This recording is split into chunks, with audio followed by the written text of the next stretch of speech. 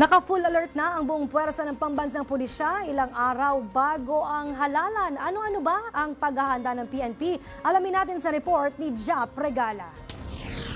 Isinailalim na sa full alert status ang buong hanay ng Philippine National Police bunsod ng nalalapit na 2025 national and local elections. Ito'y alinsunod sa direktiba ni Pangulong Ferdinand R. Marcos Jr. na magtatagal hanggang May 15. Tiniyak ni PNP Chief Police General Romel Marbil ang kahandaan ng buong kapulisan. Aniya, sisiguruhin ng PNP na magiging mapayapa, malinis at maayos ang eleksyon dahil walang puwang ang karahasan at pananakot. Nakahanda rin ang lahat ng Reactionary Standby Support Forces o RSSF, Quick Reaction Forces at regional units sa oras na magkaroon ng insidente. Dadagdagan din ang bilang ng mga nakatalagang pulis sa critical areas. Nanawagan din ang PNP sa publiko na manatiling vigilant at taga-disumbong kung may kahina-hinalang aktibidad.